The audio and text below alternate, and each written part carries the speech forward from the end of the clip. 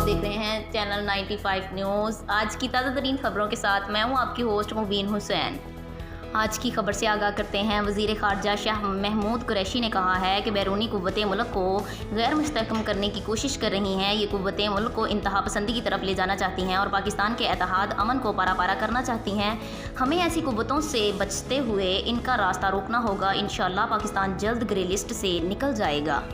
मज़ीद आगाह करते हैं। वज़ीर दफ़ा परवेज़ खटक ने दावा किया है कि खैबर पख्तूनख्वा असम्बली के हल्के PK 63 नौशहरा के ज़मनी इंतखाब में नून लीग के उम्मीदवार की 6000 वोटों की चोरी पकड़ी गई है। तमाम सबूत और शवाहद इलेक्शन कमीशन ऑफ पाकिस्तान में जमा करवा दिए गए हैं।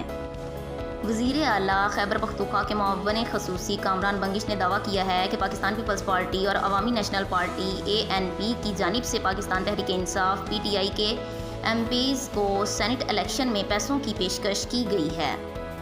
बात करते हैं तहरीक इंसाफ की। हुकूमत ने 2.5 साल के अरसे में कौमी ख़जाने की 28.5 अरब डॉलर की बचत की है। हुकूमत ने मुल्क की मौशियत को दुरुस्त सिमत पर डालने के लिए वज़ीर आज़म इमरान खान के विजन को हकीकत में बदलना शुरू कर दिया है।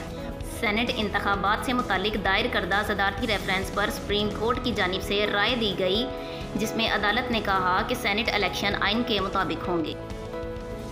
फजलुर रहमान ने कहा था कि मार्च नहीं धरना होगा। यूसुफ रज़ा गिलानी जीत गए तो लॉन्ग मार्च ज़्यादा होगा और हो सकता है मार्च की ज़रूरत भी ना पड़े और हुकूमत घर चली जाए। ज़ुबैर उमर। ये थी आज की ताज़ा तरीन खबरें। मज़ीद अपडेट्स के लिए चैनल सब्सक्राइब करें, बेल आइकन को प्रेस करें ताकि जो भी नोटिफिकेशन हो सबसे पहले आप तक पहुँचे। खुदा हाफिज़।